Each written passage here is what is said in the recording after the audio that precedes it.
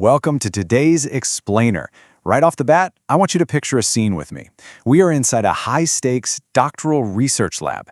It's late, the glow of monitors is kind of illuminating the room, coffee cups are stacked incredibly high, and the air is just thick with anticipation. We've got this PhD student who has spent months, literally months, collecting data, painstakingly cleaning it, and is now finally staring at their structural equation model right there on the screen. It's the moment of truth, right? The culmination of all those endless late nights. They're about to hit calculate and face reality, just crossing their fingers and hoping the software doesn't crash or spit back a giant sea of red error messages. So our student beams with this slightly naive but undeniable confidence. Looking at the screen, they proudly declare, "My model is ready. I connected all indicators reflectively." Now, if you've been doing this a while, you know this is such a common trap. It is just so incredibly easy to open SmartPLS, drag your indicators onto the canvas, and let the software draw those default arrows pointing outwards. After all, if it looks clean, it must be right? Without giving a single second thought to the underlying theoretical justification, they submit their manuscript, dreaming of a super swift acceptance. But, well, academia is rarely that simple. Enter the dreaded reviewer 2. The response they get back is devastatingly strict and carries the full heavy weight of academic authority. It says this measurement model is not justified. Your constructs appear misspecified. Boom! Using the wrong measurement model doesn't just make your diagram look a little different. No, it leads to fundamentally weak validity and entirely incorrect statistical results. Your whole research narrative just crumbles if the foundation is built on the wrong logic. And just like that, our student is totally crushed, staring blankly at that rejection letter. Part 1. The mentor steps in. Let's talk about measurement logic. Okay, let's dive into this, because this is where our hero, the research mentor, steps in to save the day. They pull the student away from the keyboard, march them up to the whiteboard, and establish the absolute most critical rule in PLS-SEM. Measurement model logic is all about the direction of causality. You have to ask yourself a super fundamental question before you do anything else. Does the latent construct cause the indicators to happen, or do the indicators come together to actually form the construct? Because if you get this backward, every single calculation that follows is completely compromised. Let's rigorously juxtapose the two models side by side so you can really see the difference. First, think about the reflective construct. A great example is job satisfaction. If you are highly satisfied with your job, that internal feeling causes you to rate your salary, your boss, and your work environment highly.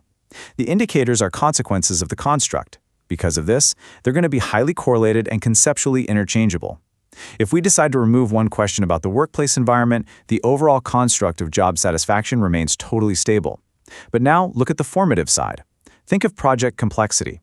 This isn't a feeling. It is formed by distinct parts, like technical complexity, stakeholder complexity, and regulatory complexity. These indicators actually cause the construct, and they aren't necessarily correlated at all. I mean, a project can have incredibly complex regulations, but really simple technology. And here is the kicker.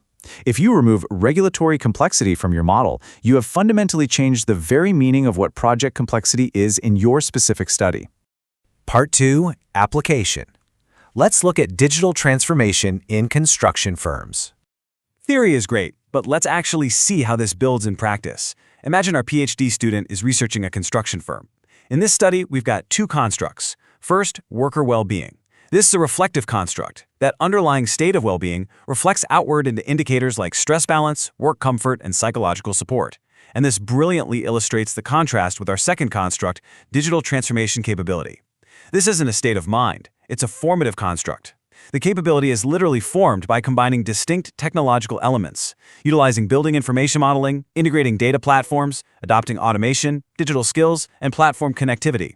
You literally cannot drop automation without changing the very definition of the firm's overall digital capability. The indicators build the construct. They don't reflect it. So the crucial point is really all about the arrows. In SmartPLS 4, arrow direction is not just an aesthetic choice to make your diagram look pretty. It is the mathematical heartbeat of your model.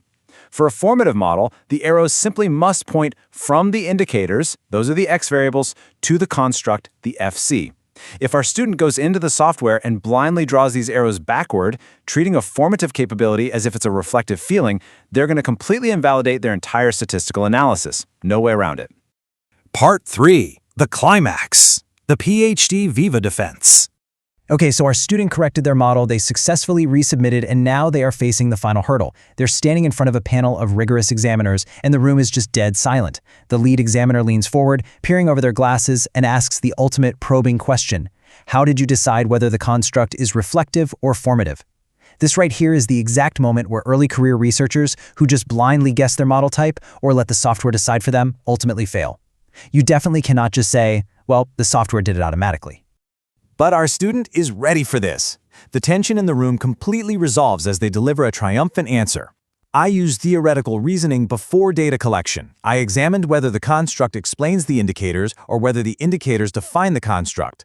I also checked whether the indicators are interchangeable and whether removing an item changes the construct meaning. This is exactly what examiners want to hear. It proves for sure that solid theoretical definitions drove the decision-making process way before a single piece of data was ever collected or analyzed.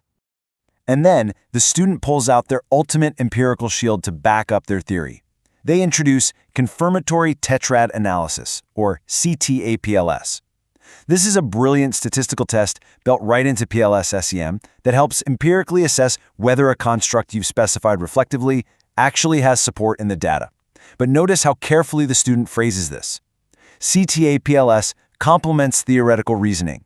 It never ever replaces strong theoretical grounding.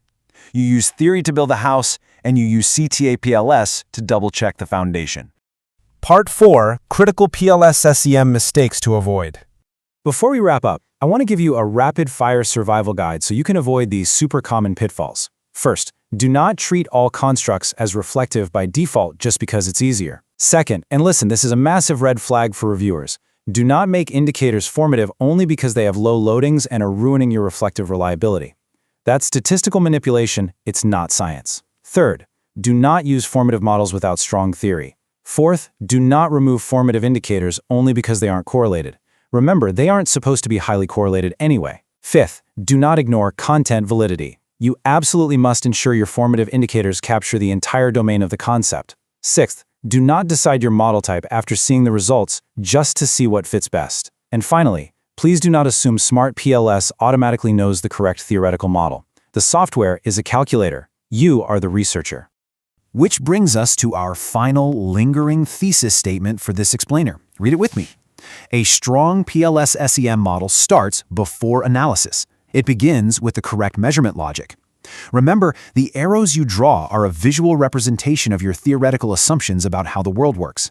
So, as you open up your own research projects today, I'm going to leave you with this provocative question. Look closely at your own structural models. Are you truly confident in the underlying theoretical logic driving every single arrow on that screen, or are you just sort of hoping the software got it right?